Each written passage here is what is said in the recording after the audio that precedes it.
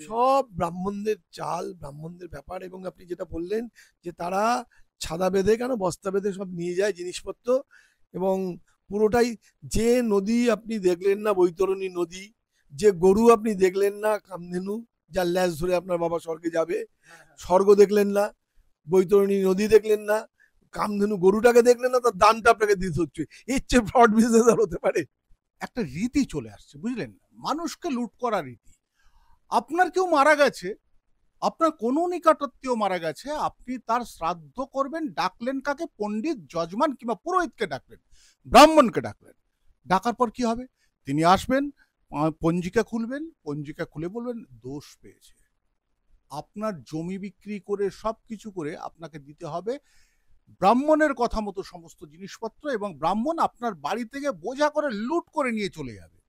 বাসুদা, এটাই একটা বড় প্রশ্ন, যে যিনি মারা গেলেন তার স্বর্গবাস হবে, কারণ তিনি দোষ পেয়েছে।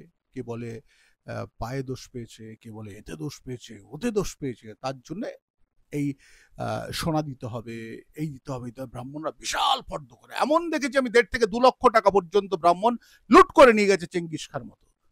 কি বলবেন? আসলে আত্মা বলে কিছু নেই। কি বলছেন? এটা বলছি, এটা আজকের কথা নয়। যে চারবাক দর্শনের কথা আপনারা শোনেন, যেটা লোকায়ত দর্শন, এবং লোকায়ত মানে অধিকাংশ লোক এটা মানত, কিন্তু জানেন তো মজাটা এখানে, এই জন্য এটার নাম লোকায়ত। এর যে ক্রিটিক গুলো বেরোচ্ছে, লোকে বলছে এটা মানছে বলে এটার নাম লোকায়ত। লোক লোক সাধারণ লোক এটা মানত। এটা তো ধীরে ধীরে ধীরে ধীরে চাপানো হয়েছে। এটাকে আপনি আজকে যেভাবে দেখছেন ভারতবর্ষটাকে, এইভাবে ভারতবর্ষ ছিল না। একটা সময় তো ব্রাহ্মণ্য ধর্মকে উৎখাত করে দিয়েছিল বৌদ্ধ ধর্ম, যারা অনাত্মবাদী, আত্মায় বিশ্বাস করে না। হ্যাঁ, কিন্তু আজকে তো আপনি আত্মার, আপনি যে কথা বললেন ঘটনা সত্যি, যে বহু লোককে এক দেউলে করে দিচ্ছে। কিন্তু এই আত্মা নেই। চার্বাকরা বলেন ন স্বর্গ ন অপবর্গ নৈবাত্মা পারলৌকিক, মানে স্বর্গ নেই, আত্মা নেই, হ্যাঁ, পারলৌকিক নেই, কিচ্ছু নেই। এগুলো ত্রয় বেদস্য কর্তার ভণ্ড ধূর্ত নিশাচর। ওরা বলছে 3টে ভেদ, হ্যাঁ, এরা ভণ্ড ধূর্ত এবং নিশাচর। ওরা অথর্ববেদ থেকে বাদ দিয়েছে, কারণ অথর্ববেদ তো ডাক্তারি শাস্ত্র বলে ওটাকে বাদ দিয়েছে। অথর্ববেদে চিকিৎসা শাস্ত্রের ব্যাপার স্যাপার বলা আছে। 3টে বেদের কর্তারও ভণ্ড ধূর্ত নিশাচর, এটা চারবাকরা বলে গেছে, এবং এটা প্রচলিত ছিল ভীষণভাবে। এবং আত্মারা কনসেপ্টে তারা বিশ্বাসই করে না। এবং 1000 বছর এখানে বৈদিক ধর্ম চলেছে। ওটা হিন্দু ধর্ম বলতে পারবেন না, কিন্তু বৈদিক ধর্ম, ঠিক আছে। এবং এই যে বলছে বেদ অপৌরুষেয়, বেদ তো অপৌরুষীয়, মানে বেদ কে রচনা করেছে জানা যায় না, কিন্তু কেউ না কেউ তো মুখে মুখে শুরু করেছে। এবং এই বোধ বদলে বদলে গেছে, তাও পর্যন্ত মানুষ খোঁজ রাখে না।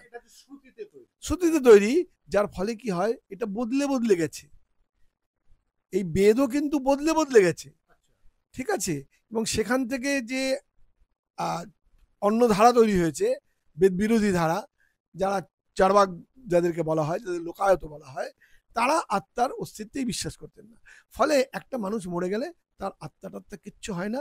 মানুষকে জীবিত থাকাকালীন যত বেশি সম্মান জানানো যায়, যত বেশি মা হোক, বাবা হোক, আত্মীয় পরিজন হোক, তাদেরকে সম্মান জানানো, তাদের জন্য করা, তাদের, মানুষের জন্য, একটা মানুষ বৃদ্ধ হয়ে গেলে তার জন্য, অনেক যদি বৃদ্ধ হয়ে মারা যান, বৃদ্ধ হয়ে তার জন্য তাকে তো সঙ্গ দিতে হয়, করতে হয়, সেটা তো আজকে করেই না। আজকে তো সব বলে অপঘাতে মৃত্যু, মানে অ্যাক্সিডেন্টে মৃত্যু, এই যে বিভিন্ন মৃত্যু বলে, কেউ কেউ বলে দারুণ দিনে মরেছে, কিন্তু উনি স্বর্গে যাবেন, একেবারে ব্রাহ্মণ এসে বলে দেন তার জন্য আপনাকে কিছু মানে করতে হবে আর কি।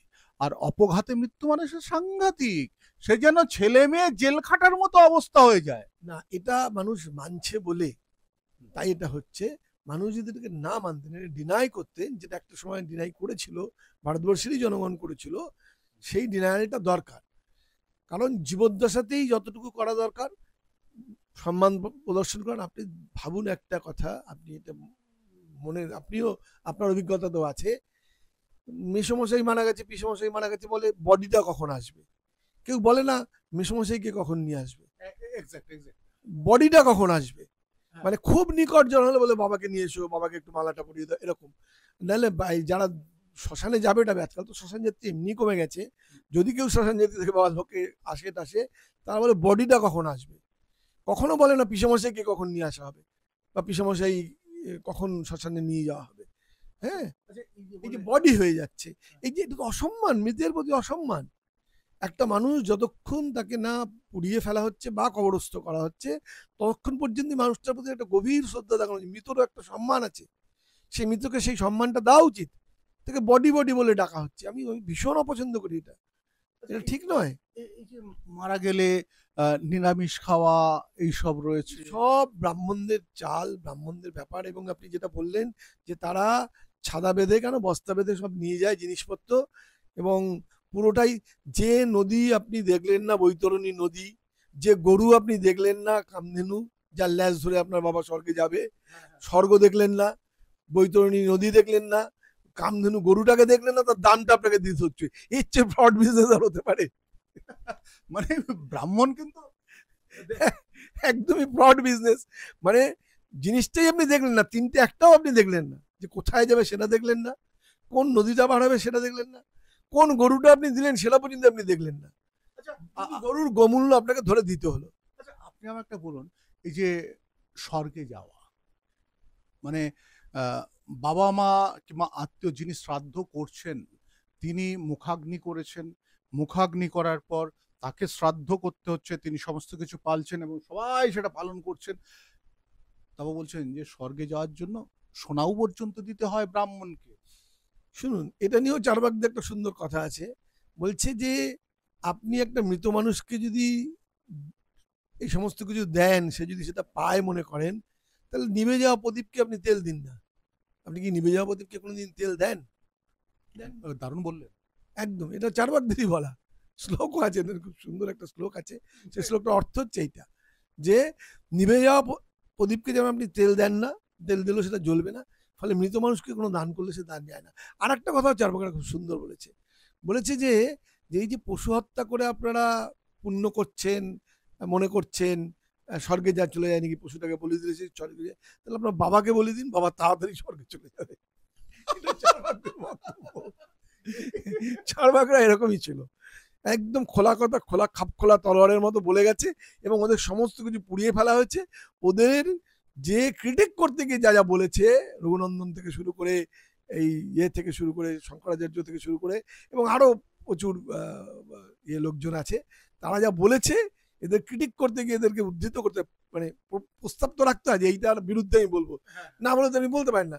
তাই সেই কোনটার বিরোধিতা করছে সেইখান থেকেই চারবাককে পাওয়া যাচ্ছে, মানে মূল টেক্সটটা পাওয়া যাচ্ছে না। আচ্ছা আচ্ছা আচ্ছা, ওরা ওদেরকে নিন্দা করতে গিয়ে টেক্সটটাকে বলতে হয়েছে এইটার নিন্দা করছে, এই যে ন স্বর্গ ন অপবর্গ যেটা বললাম, এই টেক্সটটাকে লিখতে হয়েছে, লিখে তারপরে ওরা বিরোধিতা করেছে। ফলে ওই টেক্সটটা থেকে আমরা পাচ্ছি চারবাককে। ফলে আত্মা, পরমাত্মা, পরলোক কিছু নেই, এটা চারবাকরা আজকে বলেনি, এবং ভারতবর্ষের জনগণ এটা মানত।